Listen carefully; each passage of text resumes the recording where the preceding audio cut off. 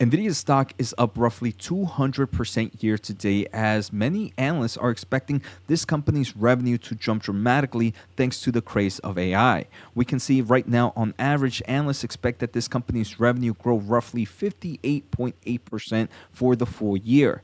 And this is compared to last year, where the company's revenue was roughly $27 billion. So in theory, analysts for this current fiscal year are expecting revenue to jump up to roughly $43.8 billion. Is that even possible? On today's episode, I want to take a closer look at some numbers and kind of see, hey, what will it take for Nvidia to kind of get to this number, especially with some new information that we found out this week. So let's take a closer look in today's episode. So yesterday, the Financial Times reported some pretty cool information that we're seeing online right now. So first, we kind of saw that Saudi Arabia is acquiring roughly 3,000 Nvidia GPUs. Within this Financial Times report, we did hear something more important. Within the report, there are sources that say Nvidia will ship roughly 550,000 H100 GPUs globally this year, most which are headed to the US tech companies. We also know that, hey, these H100s are roughly priced at $40,000.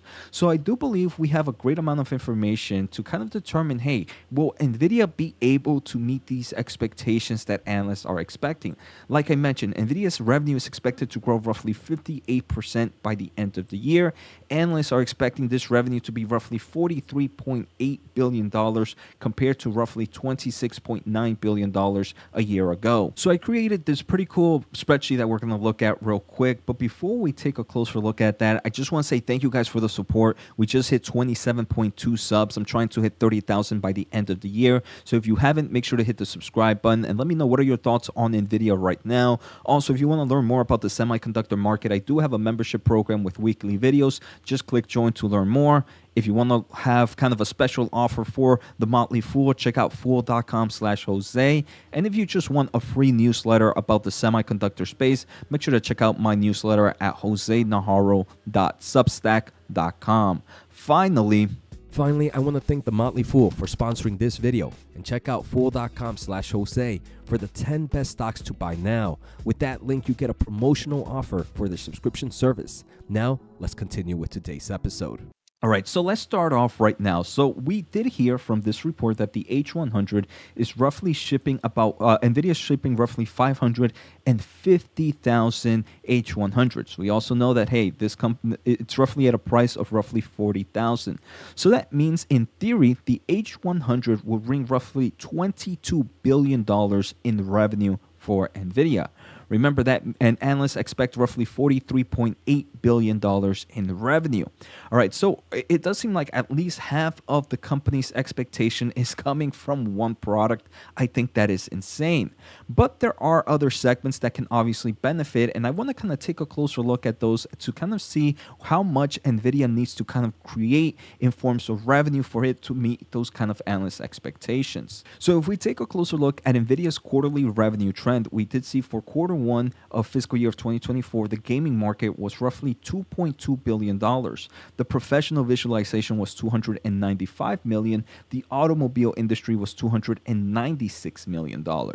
I do want to say we are coming up in kind of this crazy over inventory correction, and I personally believe that the gaming market and the professional visualization markets can grow at some nice sequential digits between quarter 2, quarter 3, and quarter 4. Like I mentioned, because right in the past year, it was kind of hurt by this weakness that we saw in the over inventory market.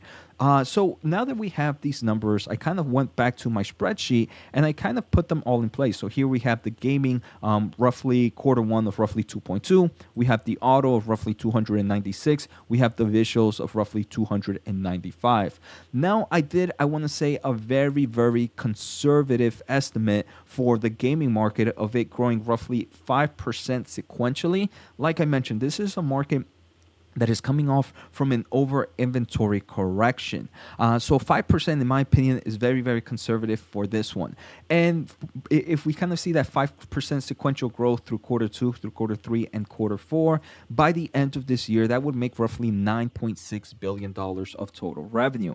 I kind of did the same estimate growth for the automobile industry and the visualization industry. Again, I do believe for the visualization industry, since we're coming from a kind of over inventory correction, this can actually grow at a faster rate, and I do believe I'm being a bit conservative here, but each of those are roughly a $1.2 billion annual run rate. So if everything grows at 5%, and we already know how much money is coming in from the H100, that's roughly $34 billion, $34.2 billion that NVIDIA makes on those markets. Now that leaves a remaining of roughly $9.6 billion for this company to make to meet that analyst expectations.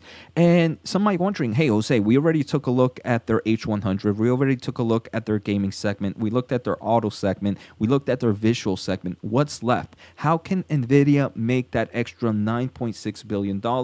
Is this a guarantee that they are going to miss analyst expectations? And I want to say, don't think about that so quickly, because there are, within the data center market, which is NVIDIA's fastest growing market right now, the H100 is not the only thing there. They have the A100. The A100 is also seeing crazy demand. Outside of the A100, NVIDIA is also releasing the Grace super chip, the Grace CPU, the Grace Hopper super chip later this year, which also is included in the data center segment. Within the data center segment, we also have the A800 and the H800, which are a different variety of GPUs meant for the Chinese market. Outside of that, NVIDIA doesn't just sell the hardware, right? They don't sell. They also sell complete systems. For example, the HGX system, which comes with NVIDIA's networking solutions, NVIDIA's DPUs. The DPUs also should be included there. Some of their networking solution. It also includes a lot of other solutions that NVIDIA has, like their software. NVIDIA also has the DGX cloud for the data center market, and they have roughly the software market as well. So for NVIDIA to really bring out roughly $9.6 billion in all these other markets, I don't believe is completely impossible for the full year. I'm hoping to get a lot more kind of color throughout the upcoming earnings. At the end of the day, I did do a video yesterday of some of the Achilles heels that NVIDIA can kind of see, or some of the hurdles that they can see that can really hurt, and that's going to be pretty much manufacturing and the bottleneck that we're seeing there. So if everything goes well, I do believe NVIDIA can definitely meet these estimates. And the way that we're seeing right now, I do believe that's extremely possible, especially since there's so much more products that NVIDIA has within their data center markets that can really bring that revenue up that it's remaining for the rest of the year. So now that we looked at that, I also just want to talk about NVIDIA's stock price in general. Right now, this company is sitting at $446. It's at a market cap of over $1 trillion. I do get a lot of questions of, hey, Jose, would I buy NVIDIA at these price points? Would I sell at these price points? First, let me say I am a long-term bull for NVIDIA. I do believe within the next 5 years, the market cap of NVIDIA will be larger. Now, I don't believe that growth or that market cap growth is going to be linear. Unfortunately, the market is very crazy. We do have a cyclical market in the semiconductor space. We're kind of going through one now. I do believe we probably will go through one within the next few years, and those are going to give us buying opportunities for NVIDIA. If I was to enter NVIDIA right now, these would be a very, very small dollar cost averaging. That's how I would play it. I wouldn't load the truck on NVIDIA at any price points at these levels. Maybe if we see it more of a market cap of closer to maybe $500-600 billion.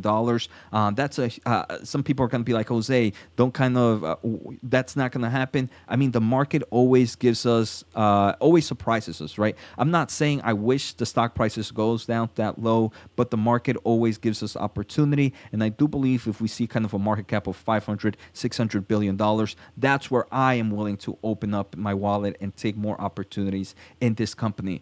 At the moment, if I really wanted some exposure to NVIDIA and didn't didn't want to do small dollar cost average, another great way is to kind of look at semiconductor ETFs. I've done a few videos in the past where I talk about some of the semiconductor ETFs that I follow. So SMH, SOXX are some of the ones that I normally look at. There's definitely a lot. So make sure to check out more information on those. But a semiconductor ETF would also be another great approach to kind of get within the semiconductor market, which is definitely driven by the AI space. And I do believe that's why many people are rushing for Nvidia right now, because they want to have a way to invest in the AI market. I do believe one of the best ways to invest in the AI market is just investing in the overall semiconductor space. So I hope you guys enjoyed today's episode. I hope you guys enjoyed this quick math and Excel episode. Let me know what you guys think. Take care, have a good day, and see you next time.